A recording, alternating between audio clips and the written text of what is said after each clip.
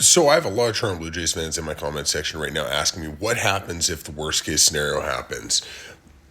Tucker goes elsewhere, Bichette goes elsewhere, Bregman goes elsewhere, and we're left with the roster we have now. What are some low buy options, some low cost options that could provide value? So right away my mind goes, okay, left-handed hitting, second baseman. What can we do? Let's show some interesting options. Again, these are not stars. These are bargain basement guys that I think could be creative pickups that, will remind you of the Ernie Clements of the world or the Nathan Lucases or guys that you're getting at a reduced value or have some sort of deficiency where I think that the Blue Jays can emphasize their strengths well enough for them to be high performers.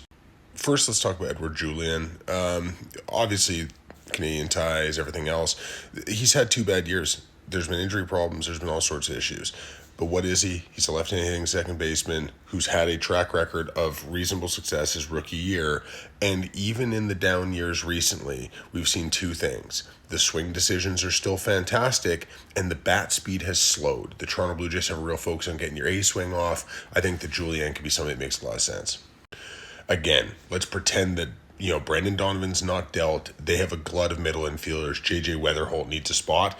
I think Nolan Gorman is a left-hand hitting second baseman. The defense isn't good. The swing decisions aren't pretty, but there's a lot in this bat if it can get unlocked, and that's a big if. But if this bat gets unlocked, we're talking about this could be a Brandon Lau type guy, right? So Nolan Gorman could be a lot of fun. Not really a Blue Jays type guy with the swing decisions and the defense, but still fun. Juan Brito in Cleveland, who's slightly blocked a little bit, younger guy. There's some potential there. Obviously, a switch hitter. I think he's a good enough defender to stick, and a really high floor player, which is nice. But I also like him as a switch hitter with some option. Trey Cruz in Detroit, another guy who's a little bit blocked with what they've done with their infield recently, coming off a pretty big year, a little bit BABIP baited, can play multiple positions, has a lot of versatility, good enough athlete. I think there's more in the bat than he's shown, and another guy, left-hand stick. And maybe my favorite on the list, and this also fits in with the does St. Louis deal Donovan or Gorman or whatever, is Brian Torres.